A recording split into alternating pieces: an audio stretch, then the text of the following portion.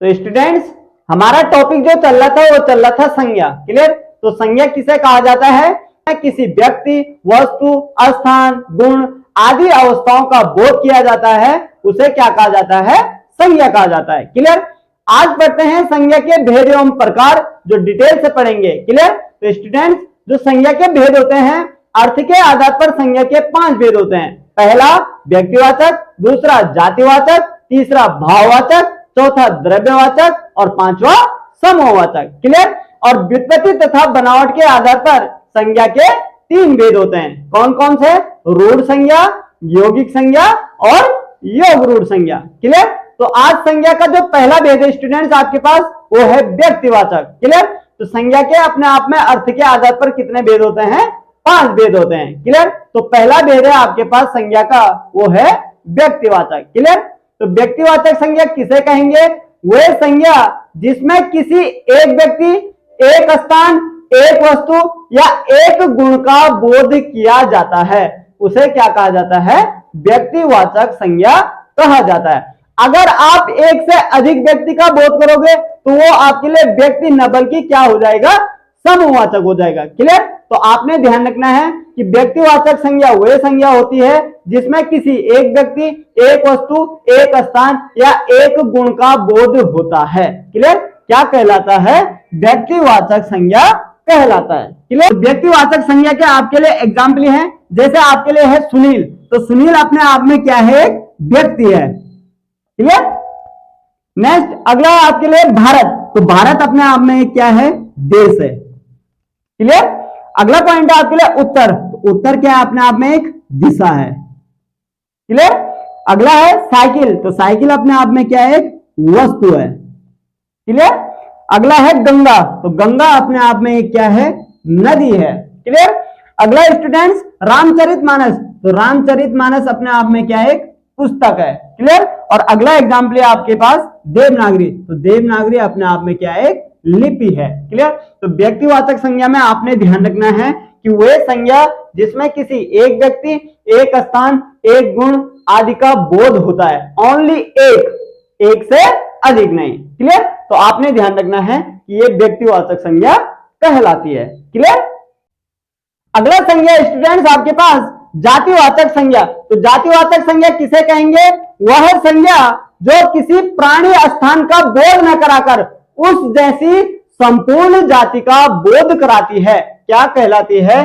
जातिवाचक संज्ञा कहलाती है। क्लियर? आप ऐसे आपके लिए एग्जाम्पल है लड़का। तो लड़का अपने आप में एक अलग जाति है। क्लियर? नदी है, नदी के अपने आप में अलग जाति है। क्लियर? वकील हो गया, इसकी अपने आप में अलग जाति होती है। क्लियर? गाय हो गया, गांव हो गया, बकरी हो गया, पर्वत हो गया, पहाड़ हो गया। क्लियर?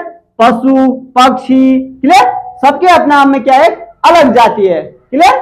आपके लिए प्रधानमंत्री हो गया, राज्यपाल हो गया, राष्ट्रपति हो गया, पुस्तक हो गया, तूफान हो गया। क्लियर? तो जितने भी आपके लिए जातिवाचक से संबंधित एग्जाम्पल है, सब में आपके लिए क्या है?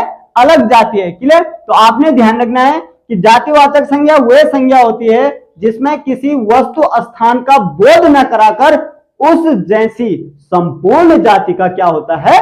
बोध होता है। क्लियर? ऐसी संज्ञा क्या कहलाती है? जातिवाचक संज्ञा कहलाती है। क्लियर? तो स्टूडेंट्स अगला भेद है आपके पास संज्ञा में भाववाचक संज्ञा। क्लियर? तो भाव का शाब्दिक अर्थ होता है मानसिक विचार। क्लियर? अर्थात ऐसी संज्ञा जिसे देखा या छुआ नहीं जा सकता, केवल महसूस किया जा सकता है। क्लियर? और दूसरा पॉइंट आपने ध्यान रखना है स्टूडेंट्स कि भाववाचक संज्ञा का कोई रूप तथा आकार नहीं होता है। क्लियर? तो ये पॉइंट आपने ध्यान रखना है कि भाववाचक संज्ञा वह संज्ञा होती है जिसका अपने आप में रूप एवं आकार नहीं होता है। क्लियर? और जिसे देखा या छुआ नहीं जा सकता, केवल महसूस किया जा सकता है। क्या कहलाती है? भाववाचक संज्ञा कहलाती है। क्लियर? आपके लिए एग्जाम्पल है जैसे प्रेम। तो मैंने कहा मुझे आपसे बहुत प्रेम हो गया। तो प्रेम का अर्थ होता है प्यार। तो कितना प्यार हो गया कोई जान नहीं सकता, क्योंकि इसका कोई रूप या आकार नहीं होता है। क्लियर? मैंने कहा मुझे आपसे क्रोध हो गया। कितना क्रोध हो गया? तो इसका भी हम क्या नहीं कर सकते? आकलन नहीं कर सकते। क्लियर? मैंने कहा बुढ़ापा आ गई। कितनी आ गई? कुछ पता नहीं है। क्लियर? मैंने कहा वाह क्या हरियाली है। तो कितनी हरियाली है इसकी गणना नहीं कर सकते हैं। क्लियर। अगला पॉइंट है स्टूडेंट्स, जैसे मैंने कहा मुझे आप लोगों से दया आ गई, कितनी दया आ गई कुछ पता नहीं है। क्लियर। जैसे मैंने कहा मुझे आपसे घृणा है, तो कितनी घृणा है कुछ पता नहीं है। क्लियर।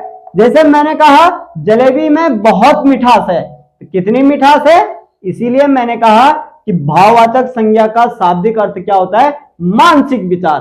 केवल हम अपने विचार व्यक्त कर सकते हैं। क्लियर। इसी को क्या कहा जाता है, भाववाचक संज्ञा कहा जाता है, जिसका कोई रूप एवं आकार नहीं होता है। क्लियर। क्या कहलाता है, भाववाचक संज्ञा।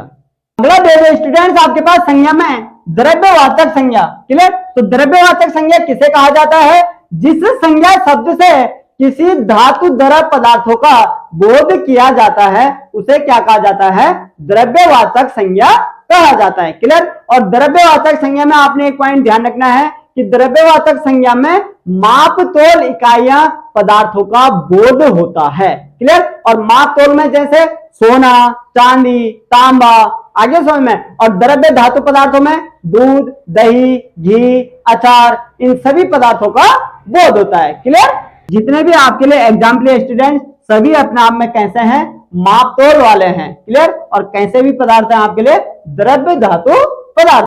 स्टूडेंट्स द्रव्यवाचक संज्ञा में आपने ध्यान रखना है कि द्रव्य धातु पदार्थों का प्रयोग किया जाता है और द्रव्यवाचक संज्ञा में माप तोल इकाइयां धातुओं का बोध किया जाता है। अगला दे दो स्टूडेंट संज्ञा में समूहवाचक संज्ञा। तो नाम से ही क्लियर है, समूह, यानी कि जिसमें किसी एक से अधिक होने का बोध प्रकट होता है। क्लियर। क्या कहलाता है, समूहवाचक संज्ञा कहलाता है। क्लियर। अर्थात जिस संज्ञा शब्दों से किसी व्यक्ति वस्तु के समूह अर्थात समुदाय का बोध प्रकट किया जाता है, क्या कहलाता है, समूहवाचक संज्ञा कहलाता है। क्लियर। जैसे आपके लिए एग्जाम्पल ये है समूहवाचक संज्ञा से रिलेटेड, जैसे पुलिस। तो पुलिस में क्या होता है, एक से ज्यादा, तो अनेक लोगों का एक समूह है, वो है पुलिस। जैसे सेना हो गया, यहाँ पे भी बहुत से लोगों का अपने आप में एक समूह होता है। जैसे सभा हो गया, क्लियर, परिषद हो गया, कक्षा हो गया, क्लियर, मंत्रिमंडल हो गया, दल हो गया, भीड़ हो गया, गिरोह हो गया। क्लियर। सभी अपने आप में किसके उदाहरण है, समूहवाचक संज्ञा के उदाहरण है। जहां पे एक से अधिक होने का बोध प्रकट हो, समूहवाचक संज्ञा कहलाता है। क्लियर।